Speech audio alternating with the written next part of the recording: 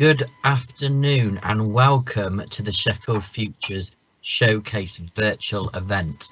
My name is Mark Smith and I am the Fundraising Relationship Coordinator for the charity and also your host and MC for today. But please know I'm not responsible for the quality of your tea, coffee and biscuits. I'd like to warmly welcome the chair of our trustee board, Chris Humhreys, to the virtual stage. Thank you, Mark, and good afternoon, everybody. As Mark said, my name is Chris Humhreys and I'm the chair of Sheffield Futures.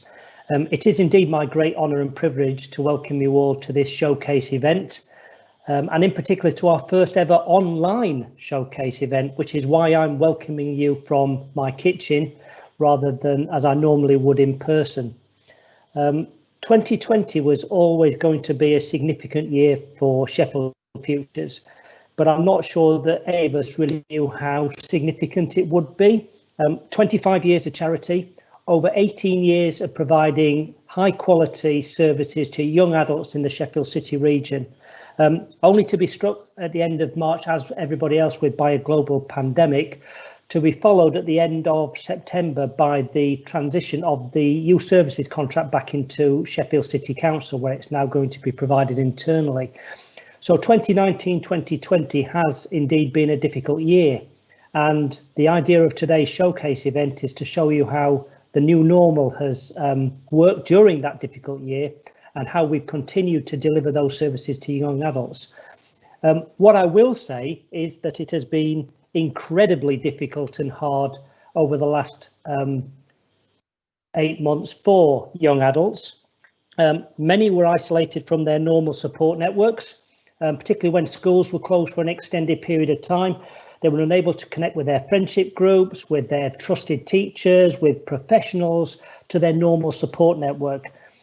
Many of those young adults will have had job opportunities that they've lost. And indeed, their journey on to further education has been interrupted, maybe for the medium to long term. And we know the impact on mental health and well-being has been significant and great, and that these effects will be seen for some time to come. And I'm pretty sure that when we look back on 2019, 2020, the reference will always be, well, those were the COVID years. What it does mean is that the work that we do at Sheffield Futures to support young people in Sheffield will be more important than ever. We've had to adapt how we've worked over the last 8 months to maintain frontline delivery. This showcase event is a great example of how we've moved to providing support and services almost wholly on a digital platform, whether it be Instagram, Facebook, LinkedIn, any way that we can, we are out there supporting young adults, and it's been great. And I can only say a huge, massive thank you to all of the team at Sheffield Future for their commitment and professionalism in working during quite difficult circumstances. We've been incredibly proud of how the team have found new and innovative ways to support young adults, and it's been a pleasure to watch. And as restrictions began to ease, as I should say, we were able to provide some COVID secure face-to-face work and small groups. Naturally, Saturday has changed all of that, but we will continue to work hard and to challenge and to support young adults, and we are confident and committed that we will continue to do so, and hopefully this showcase event will give you the evidence to support that. I can't leave my bit of this event without making reference to the fact that our CEO, Gail Gibbons, will be leaving us at the end of November. Gail has been an exceptional CEO, and throughout the last 8 months has been at the forefront, leading us through all the not insignificant challenges that we've faced. Always with young adults at the forefront of what she was doing and what Sheffield Futures were doing, and always with Sheffield Futures at the heart of everything in terms of what we delivered and how we challenged it. We're really sorry to see her go. We wish her well in her new opportunity, and I can only give her my own personal heartfelt thanks for all her hard work over the last 6 years. So thank you, Gail. I am, however, delighted that Karen Challis will be stepping in as interim CEO, supported by Ruth Parker and Vicky Mercer. A great team, You'll see Karen shortly. A great team who will similarly set the culture and ethos of Sheffield Futures in providing support to young adults in the Sheffield City region. Now that's enough of me. We've got a great panel of speakers today, so I'll hand back to Mark, who will compare and introduce the next speaker. Thank you. Thank you very much, Chris, for your warm welcome. So just to say as well, for those that are joining us, please do feel free to ask us some questions on the Q&A chat function, and we will do our best to answer as many as we can later in the session. So next, to give us an overview of some of the year's highlights, I'd like to introduce you to our Chief Executive, Gail Gibbons. Thank you, Mark, and good afternoon, everybody. I'm delighted that you've been able to join us today at our showcase event and 2019-2020 Impact Report launch. As Chris said in his opening address, 2020 has been an eventful year for Sheffield Futures. Despite everything, though, I am very proud to say that we've been able to deliver high quality services throughout and to support young people in a whole range of ways with real impact. Over the year, there has been too many achievements to mention, so today I'm running through some key highlights. Everything we do at Sheffield Futures is aimed at achieving one or more of 4 outcomes for young people. So, under our improved community partnership and belongings outcome, this year we launched Youth Sheffield. This is our hub and spoke youth work offer, which delivers across 3 themes of sport and healthy lifestyles, arts and media, and life skills. We also delivered an assertive outreach project. This was a detached youth work project working with young people in care who go missing in Sheffield, and it was funded by the South Yorkshire Violence Reduction Unit and had a significant positive impact on finding those young people and being able to return them to a safe home. We were very proud to be successful in a bid to deliver a Home Office early intervention funded project called Project 0114, which was aimed at children and young people at risk of criminal exploitation and gang involvement.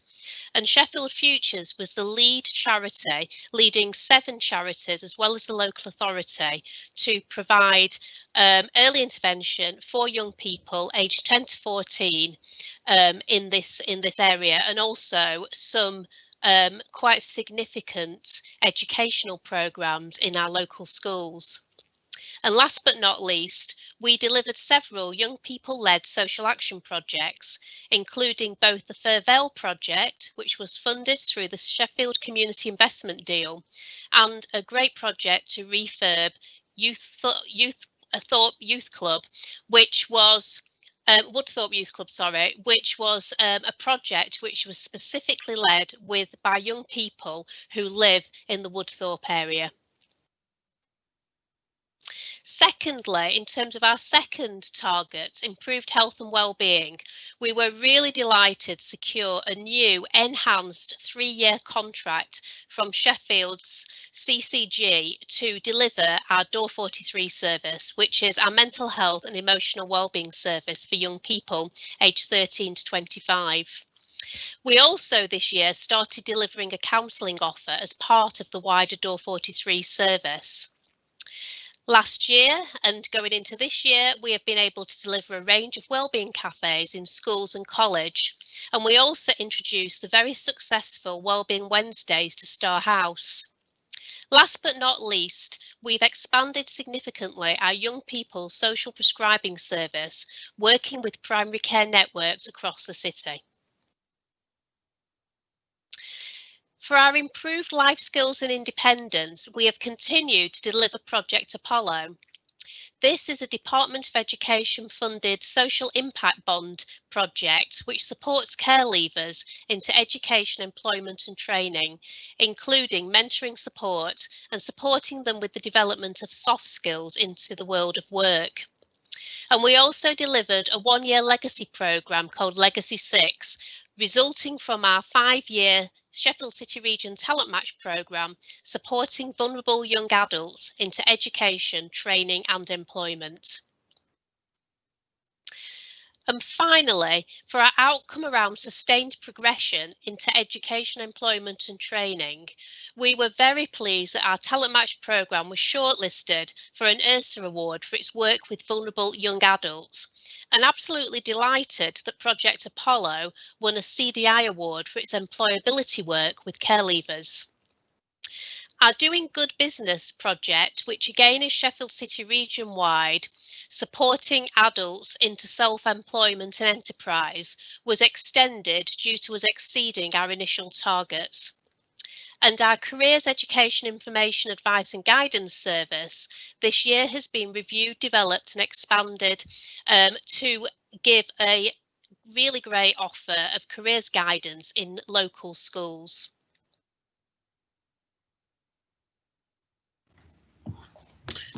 Thank you, Gail. I know it's a challenge to pick just a few highlights to share with everybody today because of the breadth and indeed the depth of work that Sheffield Futures carries out.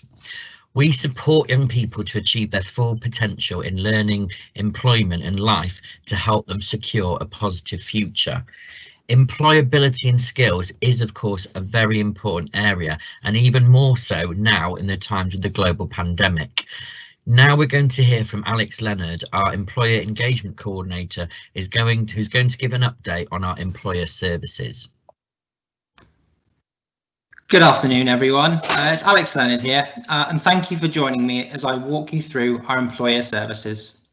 The themes I'll be covering are an introduction to employer services, detailing the grave challenges that young people now face.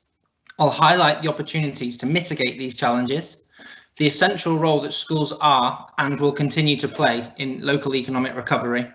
And lastly, I'll close on introducing our new employer services as a catalyst for change. Our employer services embody all our work in partnership with employers, which help provide opportunities for young people. Of these opportunities, there's no denying that paid employment provides the ultimate in life-changing destinations for young people. It brings financial independence, personal growth, contribution to society, self-worth, and positive emotional well-being. We understand, however, that for many of our clients, reaching employment is the result of a journey of learning. Many come to us having never seen a live workplace beyond the shops they visit in everyday life. Many of them aren't aware of even a fraction of the roles that are actually available to them on the job market, or have the confidence to demonstrate their skills and abilities on CVs or in interviews. So our employer services exist to provide pathways to help young people who want to progress on these journeys. And as you can see on the slide, there's 5 examples of some steps that we can take with employers to help move young people further along their journeys. By working with employer partners, we have proven that we can open more doors to positive destinations, provide interventions, and most importantly of all, help employers realise that youth talent really does help their business thrive. And we make that simple. Now going on to some of the challenges then. Here are some of the key takings from our research on the impact of COVID-19 on young people. Statistics tell us that more young people are hiding out in education and choosing to remain there until the job market improves. However, this can lead to issues if they're not studying for the right reasons. Young people are also concerned about exam results and access to school and college. The emotional well-being of young people is a growing matter of concern as lockdown measures continue. Specifically, the effects of loneliness, isolation, and strained family relationships are all key contributing factors. Young people tend to gravitate towards jobs within sports, recreation, hospitality, arts, and retail. This is probably unlikely because these are the establishments that they interact with in their daily life. However, employers in these industries have been 2.5 times more likely to have been shut down, and 1/3 of all furloughs in the UK were in hospitality and retail. As organisations turn to redundancies as a survival option, experienced and skilled people will flood the labour market, making it incredibly hard for young people to compete for jobs. This creates the potential for really permanent and damaging of this generation's career prospects. The claimant count from around 16 to 29-year-olds between March and August doubled in Yorkshire and Humber. And lastly, on this slide, the employers we're in discussions with tell us that their priorities are in recovery bringing their workforces back to normal working hours and off furlough schemes and getting back to business. But for those that haven't worked with us, we know you'll be asking, why take a risk on young people? And I will answer this in the next couple of slides. Our battle cry today is not just fueled by knowing how valuable young people can be to local businesses, but because the impact of COVID-19 has been enormously disproportionate. These are the type of statistics that take a moment to sink in, and if communities don't come together to challenge this, the result could be catastrophic to the prospects of this generation. So 60% of the total job losses in the UK have been young people, yet only 11% of the UK labour force are young people. So the opportunities then. Organisations in Sheffield City region will all recover in different ways. At Sheffield Futures, we understand that businesses are facing serious challenges, under great pressure to bring their staff back from furlough, have limited resources and must now take decisive action to move forward. This is why we are providing bespoke advice to help businesses get value from the opportunities surrounding young people. Kickstart enables an employer to take on a new member of staff for 25 hours a week for 6 months with wages funded. Apprenticeships and traineeships are also heavily incentivised at the moment, and we can follow on from Kickstart as a high value combination. Each Kickstarter also comes with £1,500 of support grant to develop their potential. There's no cap on the number of Kickstarters that an employer can take on, and furthermore, we have adapted our Employability 4-Minute Fire video series into a comprehensive training programme to help businesses upskill their Kickstarters from their training grant. For businesses, we see this as a win-win scenario. Businesses gain a funded employee for 6 months with a view of making them permanent where possible. But if they can't, the worst case scenario is that someone unemployed has gained a wage, employment experience, and skills growth for 6 months. The local community also never needed to work together more. Businesses, charities, schools and public sector organisations are all under pressure to stay afloat and continue to deliver their services that their customers, students and beneficiaries need. We can provide off-the-shelf opportunities to organisations who want to become community leaders, forge new relationships and create hundreds of opportunities to inspire and encourage young people. So we ask today, why not create a virtual work experience with us or set an employer challenge for a local school?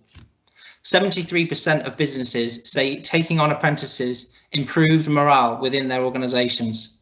Kickstarters will be similar to this in many ways. It gives experienced colleagues an opportunity to impart their knowledge, share their wisdom and give a new employee the tools to build a successful career.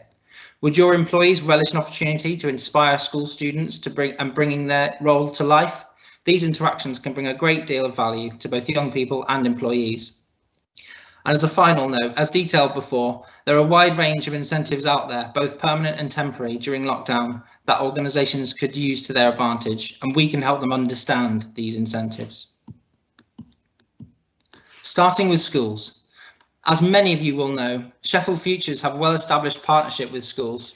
Between 2019 and 2020, we delivered 2,500 careers interviews to school students in 14 schools across the region. We delivered career professional development workshops on topics such as labour market information to teaching staff, and we added 3 new careers advisors to our teams. Our professional team of career advisors are highly qualified to a level 6 diploma and are all Career Development Institute certified. We're working to future-proof this service by bringing in some key improvements as well. We now gather feedback from every pupil at the end of all of our interviews. We've embedded the electronic individual development plans into standard interviews. We now provide school reporting showing valuable quarterly destination information and feedback from pupils. And lastly, we've won new business and now we work with 2 new schools. Now, like many of you, we've had to adapt to COVID-19. Our advisors were furloughed between April and September. However, we responded by producing information, advice and guidance media content to allow students to virtually access our careers advice. An example of this is opening a GCSE and A-level hotline, which was open to any young people with questions about their experience and their qualifications. Schools are clearly a focal point if we're going to support future generations. We've been developing a new range of services to help schools to better deliver against Gatsby benchmarks. create employer interactions that deliver learning outcomes for their students and take advantage of live labour market updates so they can precisely deliver the support their students need for the real world. On this slide, you'll see 5 different points highlighting 5 areas we've looked to improve on. We offer workshops to teaching staff in schools to help them deliver on Gatsby benchmarks, covering topics such as LMI, meaningful employer interactions and post-16 opportunities. One of our most popular products are our information booklets aimed at supporting schools and students. These range from GCSE result explanations, what can I do with, skills guides, and all the way through to T-levels. We've combined our school and employer expertise and designed 4 off-the-shelf employer interactions, such as search for a star and dress to impress. These deliver different learning outcomes depending on the school's needs, and we are encouraging employer partners to join in with us on this. Work experiences are essential for preparing young adults for the world of work, but many are failing to provide learning outcomes because they're poorly organised. We will begin to produce guidance for employers to offer exceptional work experiences with really simple, effective structures. And finally, our careers advice and information guidance work is improving and expanding, as I've laid out in the previous slide, and we are striving to reach as many young people with this as possible. So we have reviewed our employer services during lockdown and recognised that our work with schools and employers needs to be more interlinked if we're going to meet the new needs of young people in our region.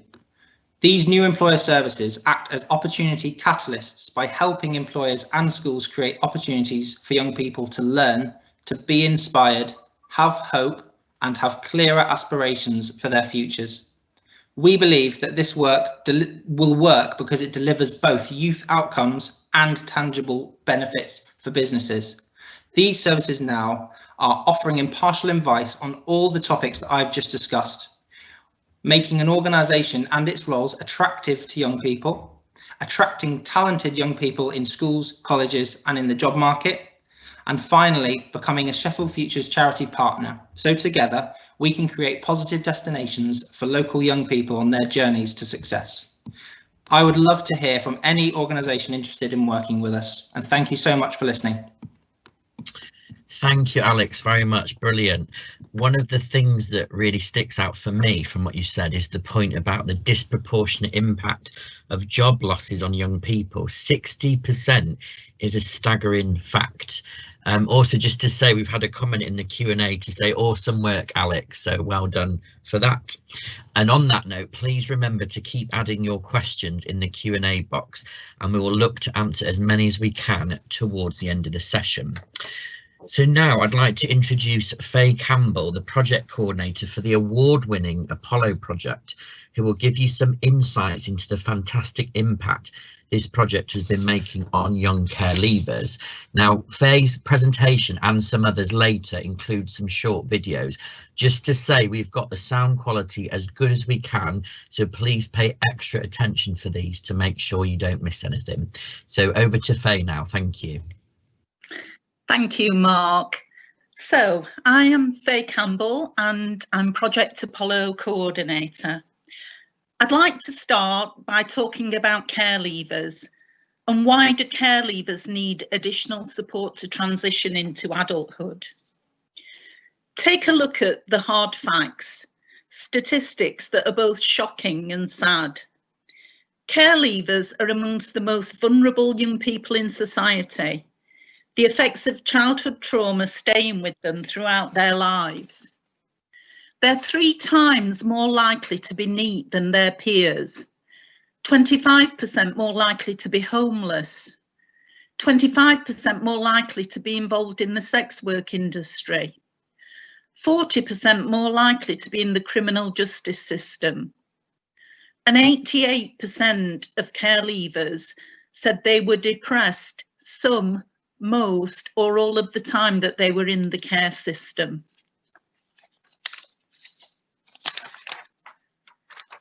So what does Project Apollo do? Project Apollo is one of 3 care leaver projects in the UK. It's a social impact bond funded model, and the investors are Big Issue Invest and Sheffield Futures. Project Apollo works with Sheffield care leavers aged 17 to 24, with all of our referrals coming from Sheffield Leaving Care Team. We advise, guide and support care leavers into education, employment and training. This is a Department for Education project, and Sheffield City Council have commissioned Sheffield Futures to deliver the programme.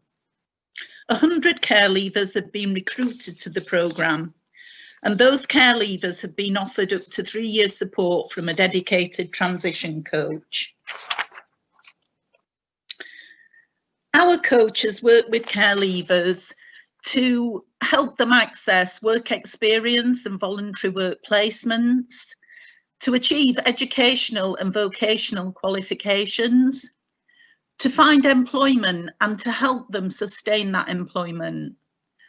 As part of this process, the coaches will also give support with mental health and well-being, increase confidence, self-esteem and employability skills, and increasing aspirations and goals. We are proud of our successes today with this very disadvantaged group of young people, offering them specialised and intensive long-term support.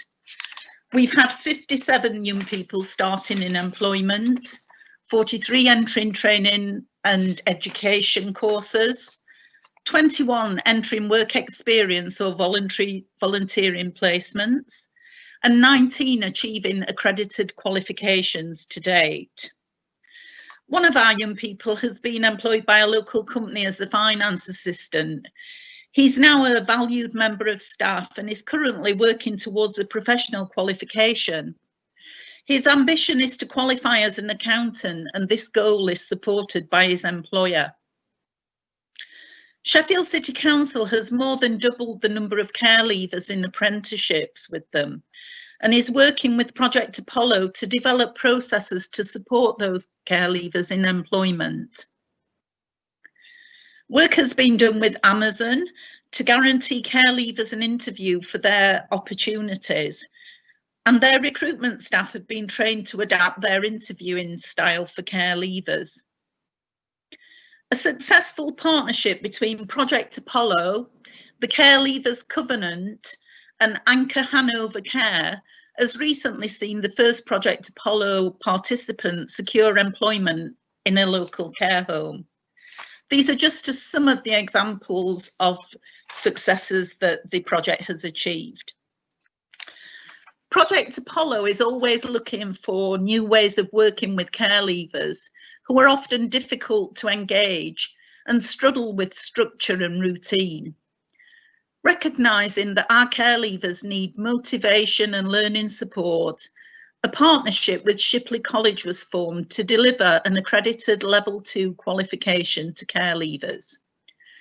The whole Apollo staff team, 7 staff, worked alongside 7 care leavers to study for World Host Customer Service and City and Guilds Level 2 Customer Service qualifications.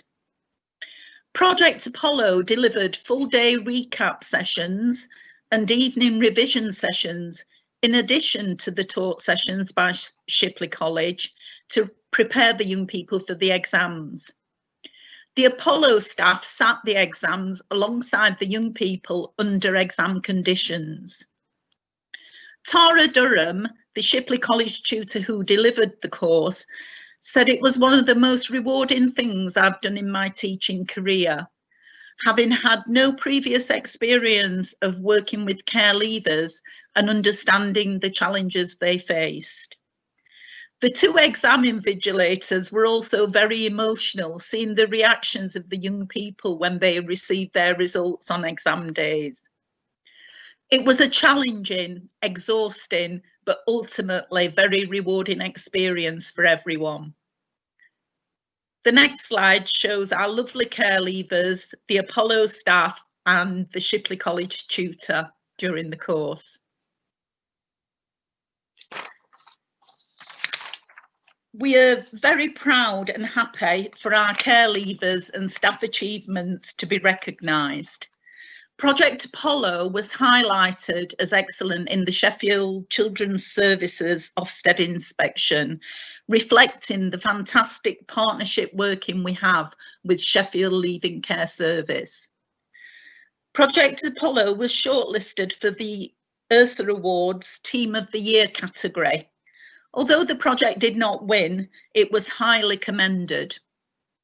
The project has been visited by Department for Education and GoLab, the Government Outcomes Lab, to see the innovative work of the project in action and to meet our young people. The project was recently filmed by French TV for a piece about SIB-funded projects in Europe. So the last word has to go to our care leavers, who are wonderful and inspirational. Growing up in a society where kids are being forgotten, like not only by their own relatives, but by society as well, it's good to know that someone, a group of team is there to support you and assist you for me starting my business. I couldn't stop that off my back. You know what I'm saying? Like, I've tried it, I've wasted money, didn't go anywhere, didn't get the right support. But with Apollo, they helped me get my first proper job. My child was just a year and a half, and that was amazing. And they even tried to get me a 16-hour job, and they finally succeeded, but it still didn't work with me because my child was finishing at 1 and I still needed to go to pick him up for me in the house. But it's good to know that you have a support team there that always has your back. Not always society letting you down. Thank you for that. That's brilliant. Thank you, Rachel. Thank you.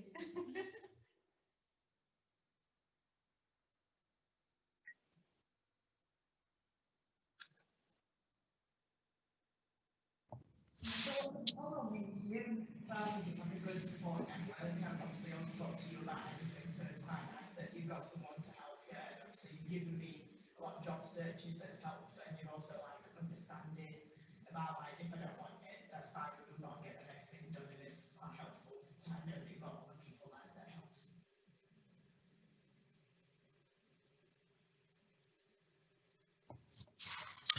Thank you, Faye and team, for your incredible work. Again, some comments in the Q&A, really inspiring to see all the great work you are doing. So thank you for that. And what better way to hear about the impact the project has made and is making by hearing from young people themselves. Fantastic work. So the challenges and pressures young people face can take its toll on their health and well-being. Now we would like to highlight some of the great work of our Door 43 project in this area. So next I would like to introduce Christos Louca, our Social Prescribing Coordinator. Thank you very much, Mark, and good afternoon, everyone. You'll be happy to know I've been able to get a haircut since that photo in lockdown, so we're looking a bit sharper at the moment. So, as Mark said, I'm Christos and I'm the Social Prescribing Coordinator at Sheffield Futures. What you're now about to see is a collaboration of the work delivered across both the Door 43 and Social Prescribing teams. We'll be providing you with details of the work of our health and wellbeing practitioners, our counsellors, and our social prescribing link workers. So to kick us off, here is one of our health and wellbeing practitioners introducing the work across these teams in greater detail. I hope you enjoy. Hi, my name's Luca. I'm one of the Door 43 health and wellbeing practitioners. There's been a lot of changes to the Door 43 service over the last year, and despite the disruption to our face-to-face delivery due to COVID, the Door 43 team continues to see a rise in the number of young people accessing the various aspects of the service. This is best illustrated in the difference between the 2019 and 2020 months, July to September. And you can see on this slide we have experienced a massive increase in referrals, and the number of appointments we have with young people continues to rise. This illustrates that Door 43 is providing a good service at a time when 13 to 25-year-olds have an increasing need for mental health and wellbeing support.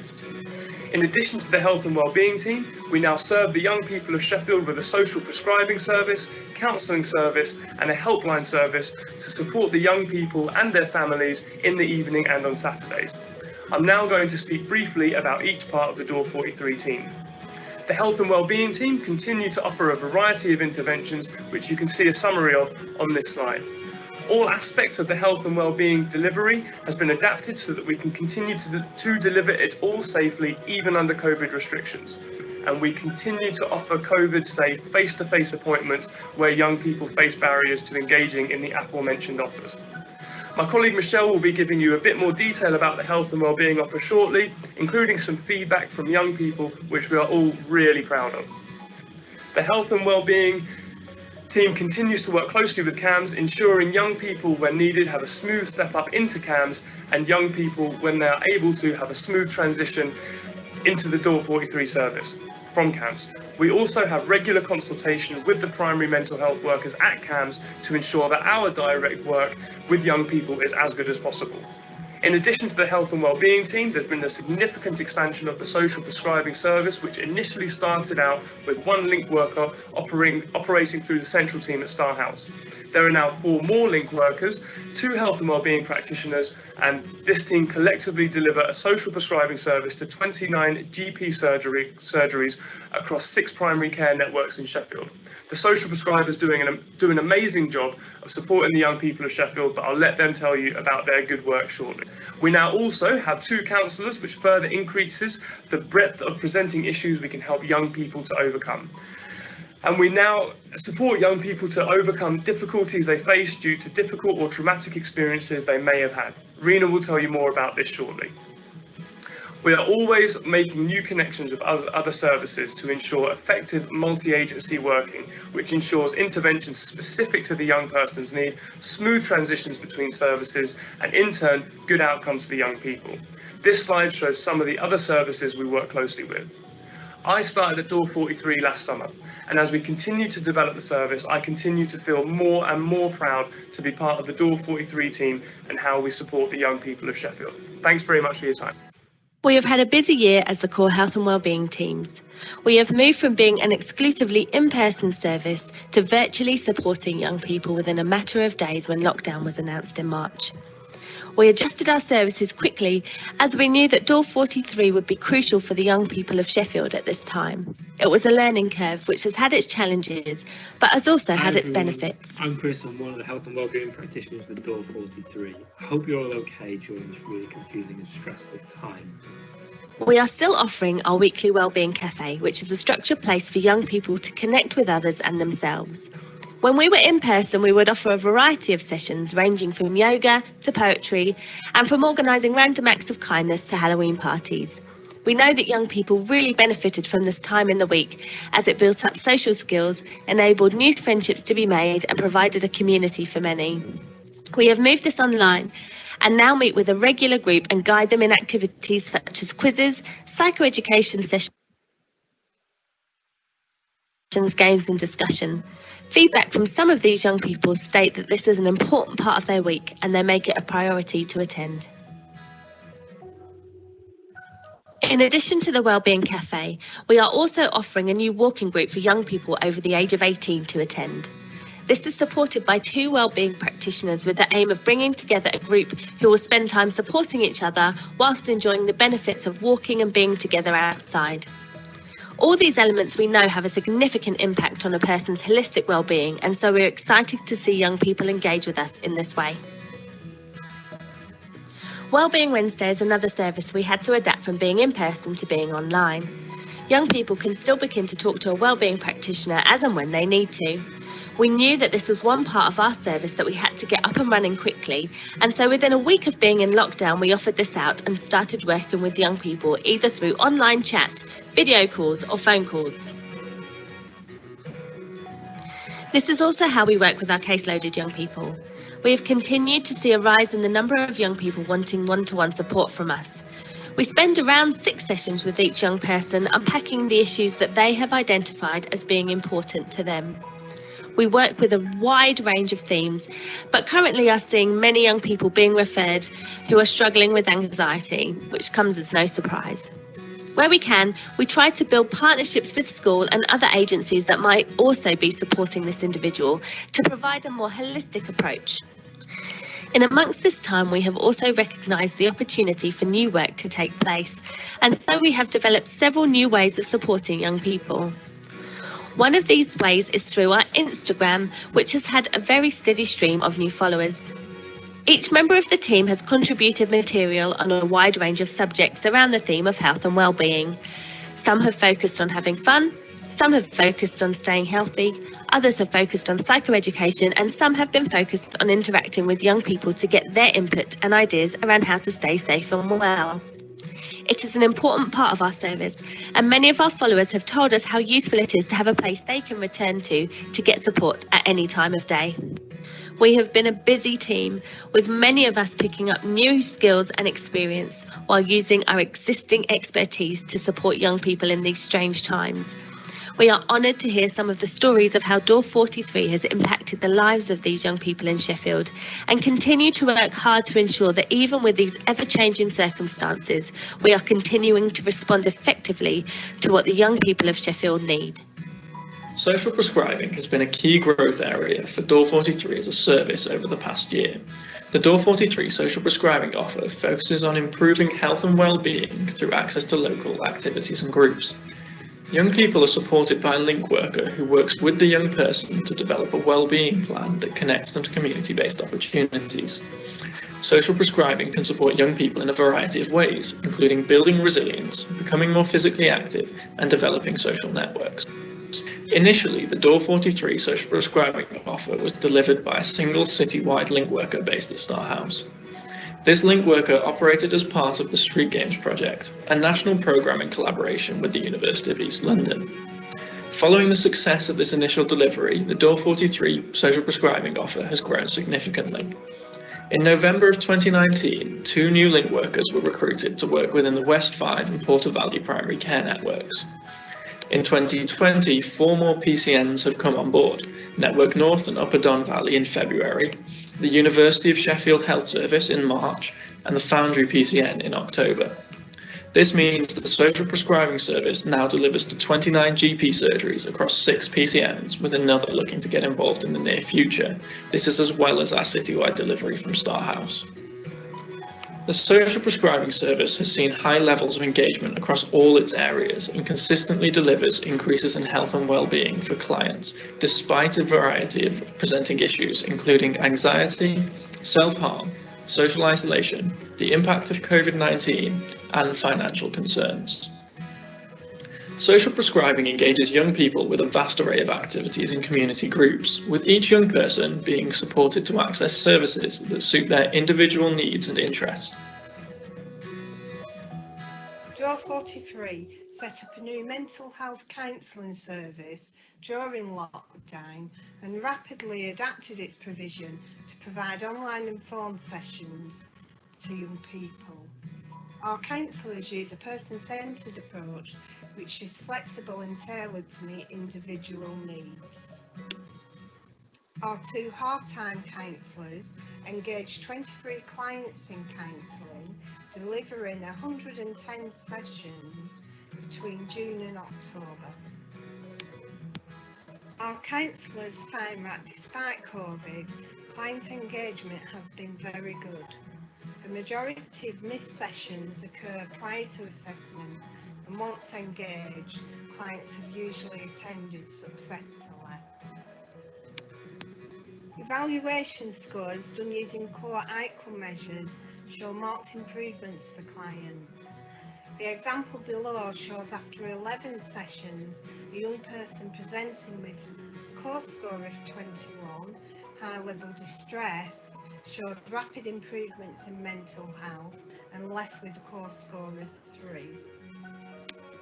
We've seen a steady increase in referrals and anticipating that demand continuing with a rise in COVID-19 related mental health difficulties. We're currently recruiting 3 half-time counsellors, 2 funded through Children in Need, and working with bereavement and loss.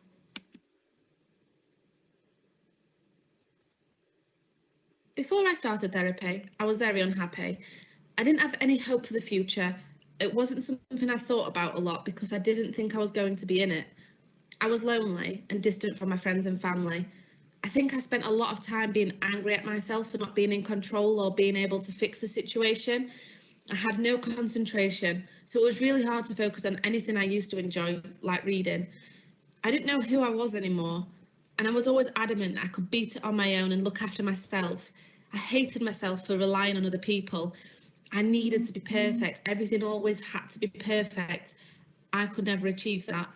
When I started CBT with Door 43, I remember being really hopeful that this was going to fix everything and I'd be back to normal again. Getting through the weeks was hard at the beginning, but I could hold on until I saw my worker. When I started, it was hard. I felt like it was getting worse rather than better. I was used to being reassured to get me through the week, and that didn't happen. I also felt like I did not deserve the time. I always felt like it wasn't happening to me and it was all inside my head. I suppose it is in your head, really. Everything I said always felt stupid. I hated crying. I never wanted to leave because I knew I'd be on my own again.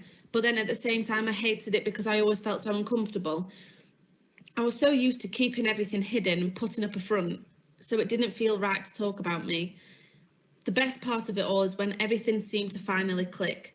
I didn't feel like I needed my worker to give me all the answers anymore or to make me feel better about anything because I could just do it on my own. Everything seemed so obvious and I finally believed what I'd learned. I always held on to an old image in my head of who I used to be because that was who I was going to be. I think I've reached the happy level, but not that person because I've grown into a different person. I know who I am now. I think CBT and Door 43 saved my life. I'm happy now. I know what is best for me and I know how to stop it going downhill again. I fully believe that I won't ever feel as bad as I did because I have the skills. I've never felt as in control as I do now and it's all fell into place. I have a great future ahead of me and I am excited. My experience with therapy has been a really good one. At the start of my CBT sessions, I was really shy and quiet and I had a big issue with anxiety and I was in a depressed mood quite often. Now, 9 months later, I have next to no panic attacks and I'm in a good, happy mood 99% of the time. And when I'm not, my work has helped me to discover techniques and patterns to help me break out of the mood cycle of bad days. My recovery is completely down to my worker and her patience and kindness during the course of my CBT. Something else she has helped me through is giving myself recognition for my achievements. So I suppose my recovery is also my doing, but I couldn't have done it without my worker. Wow, some really strong and powerful case studies there and some impact measurements. Thank you so much to all those involved with Door 43 and also some positive feedback in the Q&A as well, echoing that.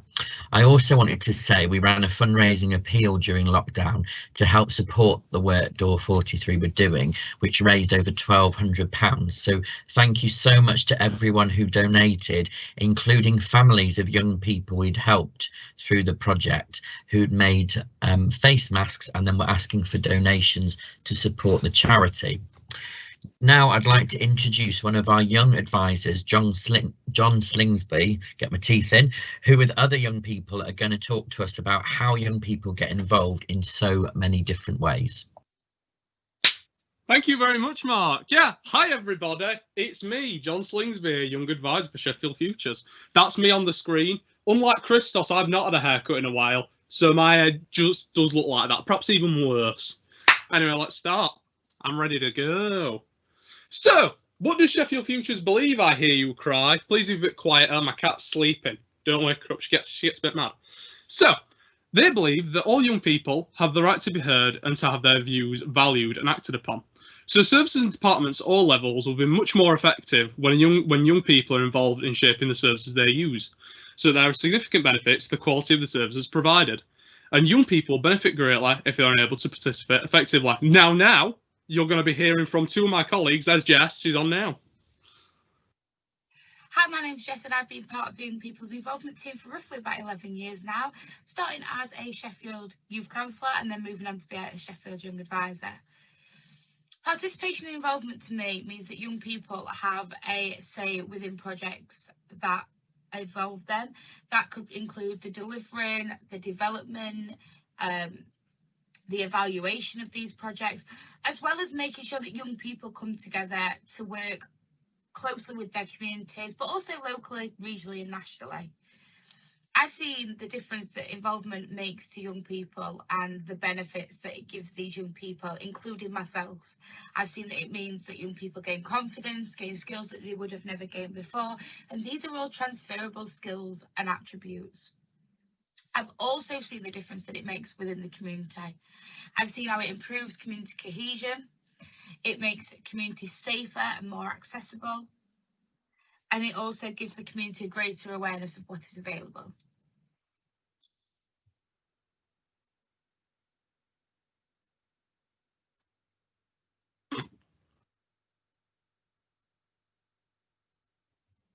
Hi, I'm Alicia. I'm a young advisor at Sheffield Futures, and I also took part in the NCS programme of Sheffield Futures, and as part of this I completed a 2-week social action project.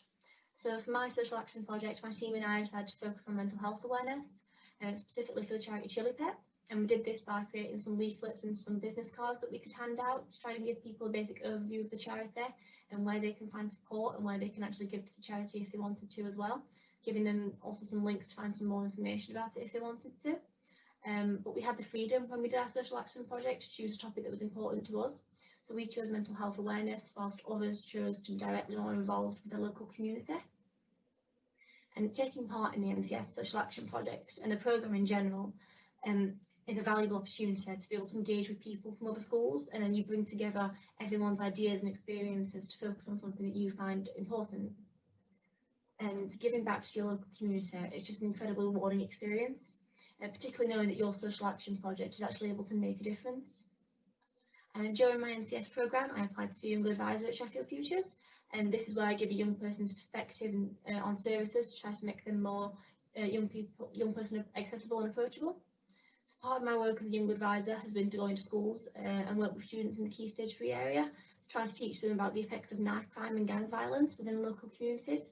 And the work done through this project aims to try and dissuade people from falling into knife crime and violence, and by informing them of the dangers that can be a part of this and this can lead to. And throughout the weeks that we visited, we could see the impact that we were having on the children's outlook, and that we were the potential that it's had to transform their future. And so overall, I would say that Sheffield Futures has just given me not only a great experience to help the community, but it's also a fantastic opportunity to develop more skills and learn things I couldn't have elsewhere. So, thank you, Jess and Alicia. So, just building on what Alicia was speaking about there, in front of you now are some quotes from participants who have been part of the NCS Social Action Project. So, as you can see, it's sort of allowed the young people to become a lot more confident and build social skills that'll help them going forward, whether that be socially or within work. And on the flip side of that, there's the community benefits that the social action projects have. So it's not only that these young people are going in there and making things better for themselves, they're making things better for the community and perhaps bridging that gap, that age gap between the young people and older people, which I think has become a lot more prevalent in recent times. Up next, you'll be hearing about from Kate, and I'm one of my colleagues. Kate Hardy, and I've worked with Sheffield Futures since 2017 on a variety of platforms.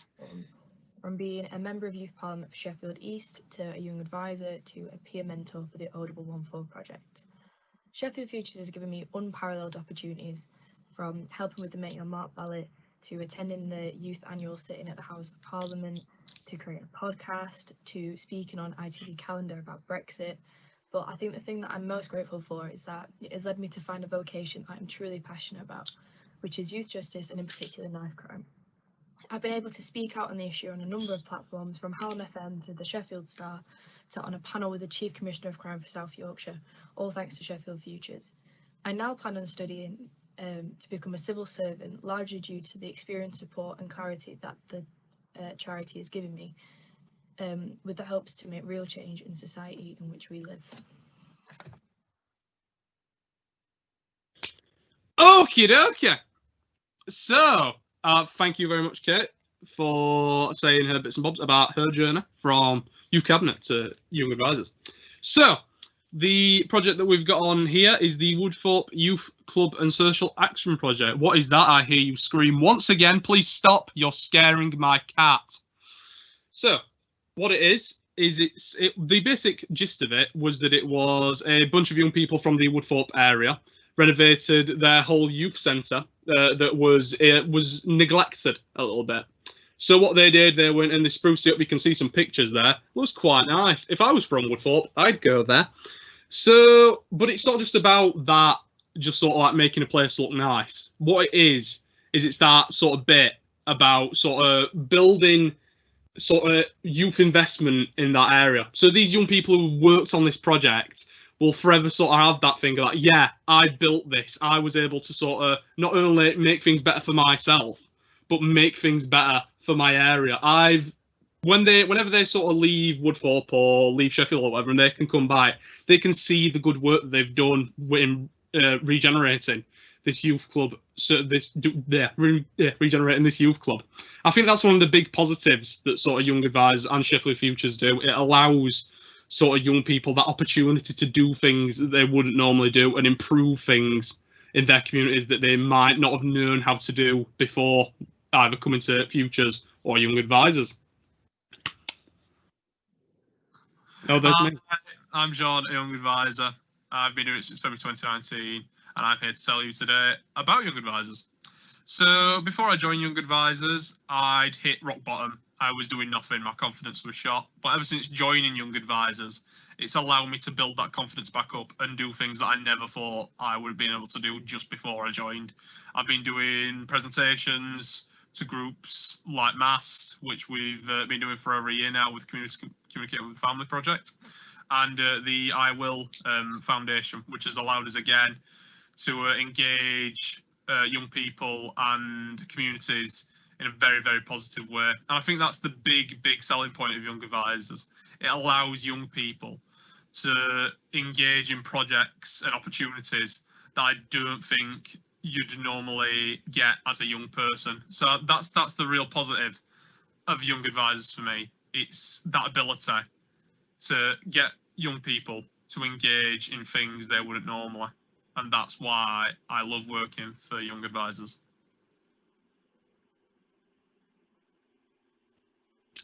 Haha! Thanks, me. Now back to me.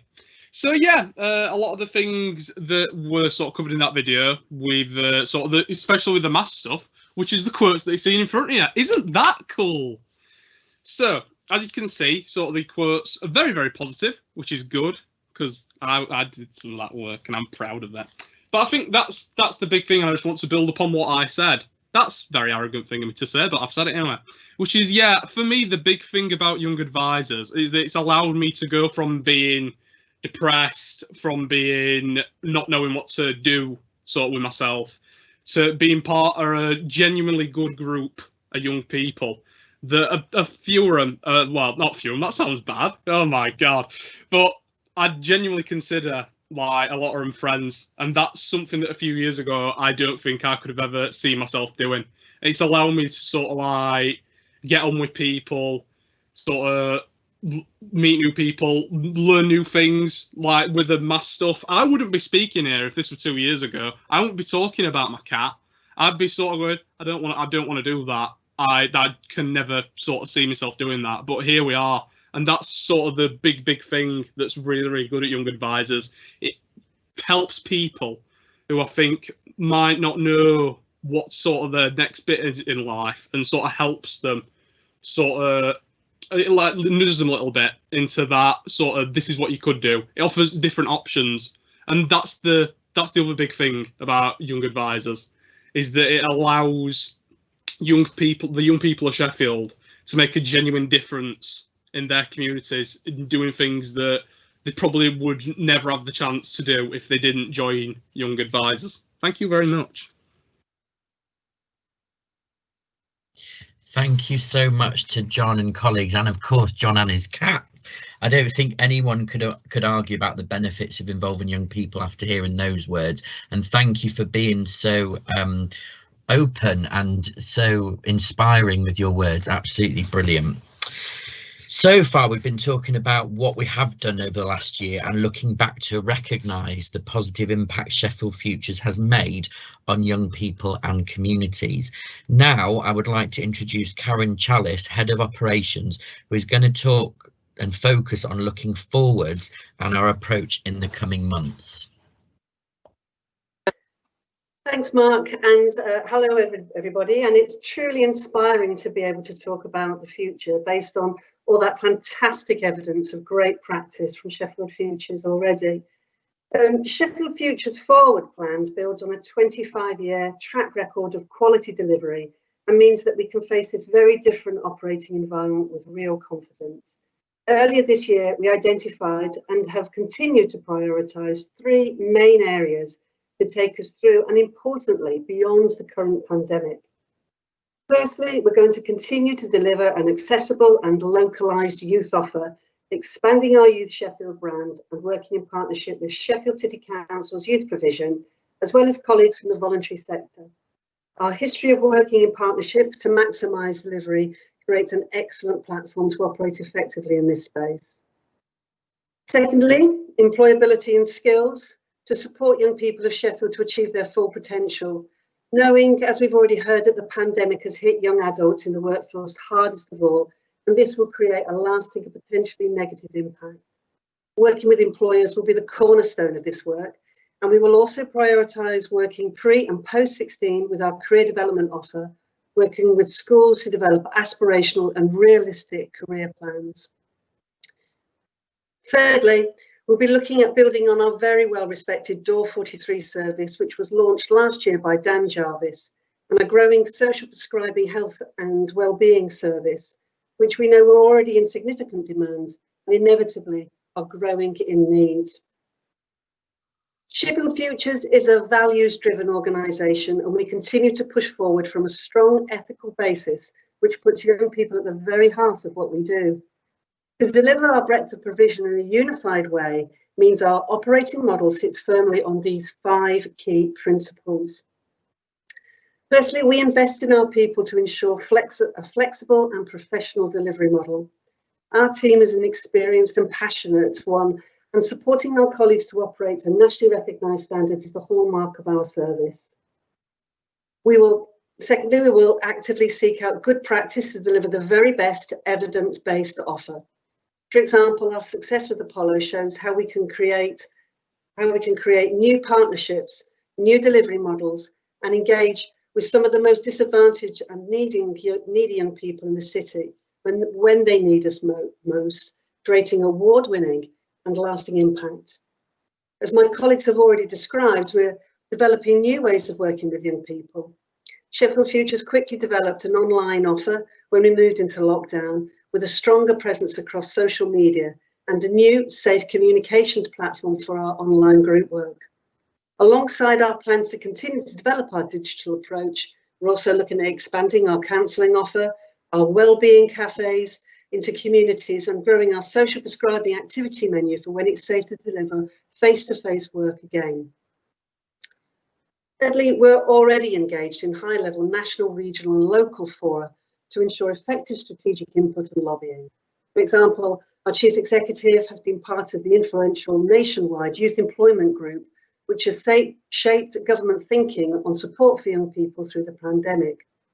We want to see local recovery planning reflecting a strong emphasis on the needs of young people, yes, in terms of jobs, but also in terms of their mental health and well-being. And we have already sought to influence the local enterprise partnership priorities. Across all our services, we'll continue with our processes to effectively engage with young people, as John has so ably described, as well as a mechanism to evaluate and validate our offer. Working with young people helps to drive forward our offer with creativity and verve. We're planning to launch a refreshed young advisor offer with young people trained and supported to work with other organisations, provide peer learning and mentoring, and to lead on local community projects such as the ones we've heard about at Woodthorpe Youth Club. Critically, our provision is designed to deliver change in the lives of young people and the communities they live in. Focusing on delivering outcomes and making an impact is essential to all we do, which is why events like these, where we demonstrate our impact to our stakeholders and our partners, are so important. Evidencing the changes to young people's confidence and access to further learning and work drives everything we do. The impact summaries that we've heard today have painted a vivid picture of the way Sheffield Futures have engaged with partners service users and funders, and brings alive our commitment to helping young people and young adults to be part of the social and economic success of the city. Sheffield Futures has been part of the landscape of delivery in the city for a quarter of a century. Without doubt, at this epoch-defining time, we know that our offer is needed more than ever. It comes at a time of our own significant organisational change. Like many charities, we need to think about our funding sources and an affordable, cost-effective and impactful delivery model. In the context of the impact of COVID, we recognise the importance of strong partnerships more than ever before. Luckily, this is part of our DNA. Our role is to equip young people with the skills and the confidence they need right now, but also to think beyond this crisis. And that's why our operating principles are so important to us. This week, we're excited to launch our new website, which brings together everything we do and which is part of our plans to make our extensive offer more accessible. I do hope that over the next couple of days, you'll have the opportunity to have a look and feel free to let us know what you think. I see it as a great privilege to lead this talented and resilient team through challenging times. I'm absolutely confident that Sheffield Futures is more than ever able to meet those challenges with knowledge, passion and agility. Thank you. Thank you so much, Karen. Great opportunities there, and I'm sure everyone will get behind us in order to make those a reality. So just a reminder before I briefly talk next is please continue to submit your questions in the Q&A box. I know we've also had a number of positive comments too, so those are very much welcomed, as well as actual questions. So I just wanted to say, really, I joined the charity in March this year. Literally, I think it was 2 weeks before lockdown as Fundraising Relationship Coordinator, working part-time. And what really struck me early on is the passion, the dedication, the commitment and the incredible impact that the team at Sheffield Futures makes on so many young people, as indeed you've heard about today. We can't do this though without your help and support. So I would like just to tell you briefly a few ways you can really help us impact on more young people. Firstly, Karen outlined our approach moving forwards, focusing around 3 key elements. So the first is health and wellbeing, the second is employability and skills, and the third is youth work. Now, I particularly want to talk firstly about our big Christmas Give Match funding campaign. Yes, Christmas is coming, that will support our Youth Sheffield offer. So our Youth Sheffield project is needed more than ever in these weird and, dare I say, wonderful times. The aim is to provide activities for young people, including arts, media, sports and life skills, in order to raise their aspirations, reduce the risk of them becoming involved in negative activities such as crime, and improve their confidence and well-being. Unfortunately, we know that many young people across Sheffield are vulnerable to exploitation. Evidence shows that 10 to 13-year-olds are being groomed for gang involvement and are at the risk of involvement in serious violence. There is a significant gap in the provision of positive activities for young people, and it is our mission to support and equip young people and communities to achieve their full potential in learning, employment and life to secure a positive future. So you may be thinking, how will this big Christmas Give match funding work? Well, I'm very pleased to say we've managed to secure £4,000 in pledges from several corporate and trust funder supporters. Then for the first week of December, so starting from 12 noon on the 1st of December, running to the 8th of December, 12 noon, we need your help to help us raise £4,000 during the public phase online.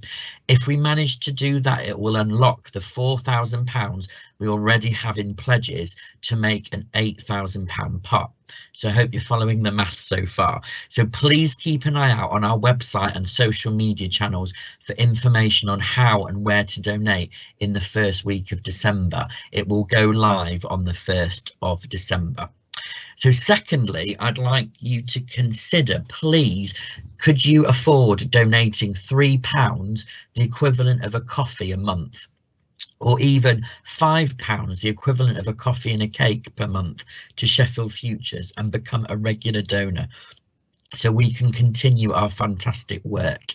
If you think you could do that, it's very easy. Just head over to Virgin Money Giving and find us on there, and you can donate as a one-off or as an ongoing, a regular donation online.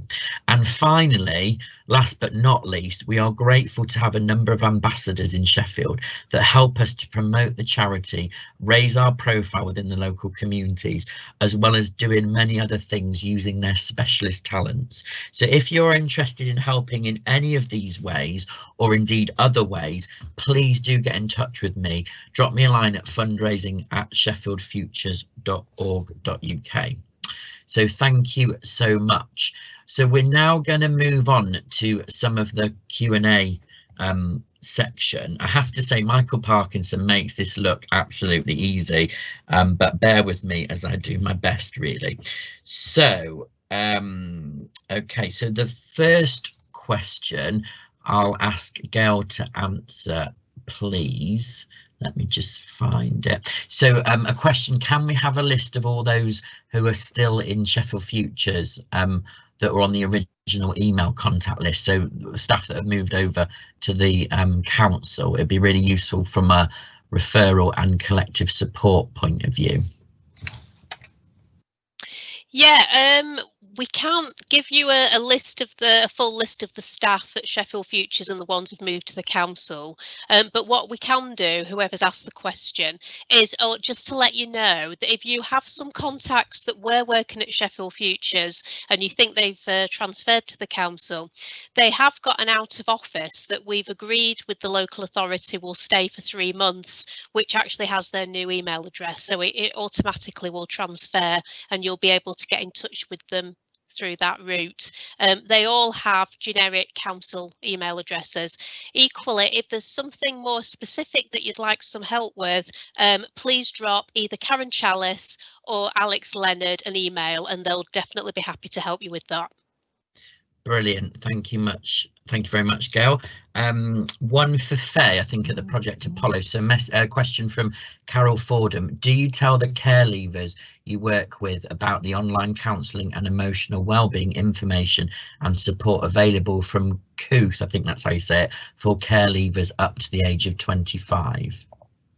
Yes, we do indeed. I did actually meet with Cooth at Sheffield Futures quite a long time ago, so we were aware of the service from the beginning. I've also made the Leaving Care Service aware of Cooth because of course not all care leavers are on Project Apollo, so they're also aware and do pass that information on to care leavers. So yes, thank you. Very good, thank you very much. And one for Gail, I think. So how do you see Youth Sheffield continuing to develop?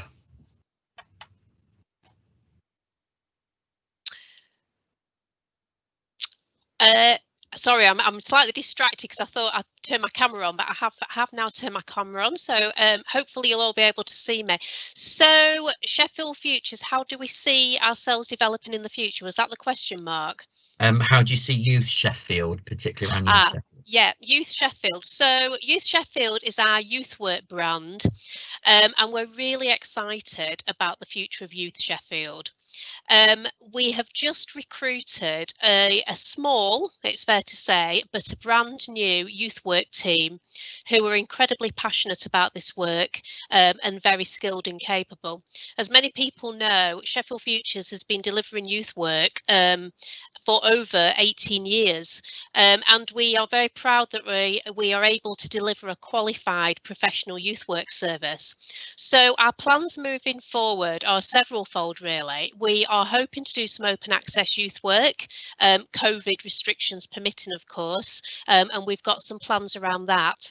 But we're also hoping to do some targeted projects. For many people in the audience, I'm sure you're aware of the value that youth workers can bring bring to working with particularly disengaged and disadvantaged young people as part of a multi-agency partnership. So we're really looking forward to being able to do some projects with schools, for example, to continue working with South Yorkshire Police as we have been doing already, and hopefully a whole range of other partners to be able to do some very targeted work as part of our Youth Sheffield offer. That's great, thank you very much. And one for Alex Leonard, who's our employer engagement coordinator. What role can Sheffield Futures do to deliver the national plan for jobs? Hi Mark, thank you. So on this one, we've been listening really carefully to Rishi Sunak and the evolving plan for jobs, and we've also been working with local partners to understand how it will work in reality in Sheffield City region. As you heard in the employer services section, all our employer services now have been reviewed and redesigned to realign to the wider plan for jobs. And this is why we've been actively encouraging employers and trying to make it as easy as possible for them to take advantage of, for example, Kickstart, which came through on the plan for jobs, but also the boosted incentives around apprenticeships and trainees. So that's effectively what we're doing. We are trying to operate as a local catalyst for this plan for jobs. Great, thank you very much. And I think the sort of last question we've had in so far, so please keep them coming, is one for Chris, our chair of trustees. So what does Sheffield Futures see as being the biggest challenge over the next 12 months? So that's to Chris, our chair of trustees, please. That's a great question, Mark. So thank you to whoever sent that in. I mean, my day job is as an accountant. So one thing I will say before I answer the question specifically is I always walk away from these showcase events awed and amazed by the ability of the people presenting and the impact that they have on young adults. So for me, the challenges are resources, funding, and a real concern that we'll get swamped by the number of young adults needing support. I think now is the time when a Sheffield Futures is needed more than ever. And if that's the case, then we're ideally placed to provide those sort of services. We can show the impact we have on young adults, but have we got the resources and have we got the funding to do that? That's the challenge for us. Brilliant, thank you. So again, I would encourage everyone to think about those some of those ways I was talking about earlier to play in your part to make a difference that you can help to our work. Thank you. I think that's most of the questions. Again, lots of positive comments. So Liz Howard said brilliant work from Project Apollo and Employers Services. Great to hear such positive comments from and about young people and great employment outcomes. So well done, everyone. I think I mentioned some of these earlier. Well done for Door 43. Again, Liz says responsive and creative responses from the start of lockdown from Door 43. A fantastic way to keep young people connected. Great feedback about person-centered approaches. Great, lovely. So I think, oh, one more question just come in. Thank you. Again, this is probably one for Gail, I think. What will the relationship be with Sheffield City Council on youth provision? Will any of the service on offer overlap, and are you working collaboratively? So one for Gail, what will this relationship be with Sheffield City Council on youth provision? Will any of the service on offer overlap, and are you working collaboratively? That's a brilliant question, Alison. Thank you for that.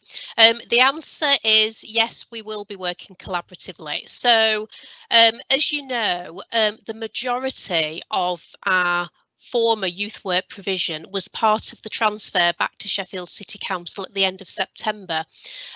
Obviously not all of it, as you know, because we're still delivering youth work as a young people's youth work charity. But The staff that have transferred over are, of course, our former staff who we've got, I hope, incredibly good relationships with. In fact, I know we have. So we're already talking about how we can work collaboratively. What we're very keen on doing is making sure that there's not any duplications and that we're effectively meeting the needs of young people right across the city, so that we don't have any gaps. So it makes absolute sense to work together. We are going to be using some of the former youth clubs that we delivered in prior. We still manage 2 of those youth clubs, and we'll both be delivering from those youth clubs. So the Woodthorpe Youth Club and the Old Marshall Youth Club, as well as our youth club at Star House. Obviously, it's not as normal at the moment with COVID restrictions, but when we're up and running again, we'll continue to deliver from those areas, as will the council, and some of those projects we're actually hoping to deliver together. So we're really looking forward to working with our former colleagues on that. Great, thank you so much. So I think that's all the questions for now. So again, even if you've got any more questions after today's event, please do get in touch with us. We're always very keen to hear from people, so thank you. So I'd like to thank you all for your questions and comments, and I'd like to hand over to our Chief Exec, Gail Gibbons, for some closing words. Well, thank you, Mark. Fantastic comparing, and I've just mailed him and said he's also got a very good radio voice, in my opinion. So thank you, Mark, and thank you everybody who has attended today's session. We hope you found it interesting. We hope you found it informative, and most of all, I want to reiterate how grateful and thankful we are for your interest in our organisation and for your continuing support. We have a fantastic staff group, a highly committed staff group who are really passionate about working with young people. I also want to thank Chris Humhreys, who you've seen opening today.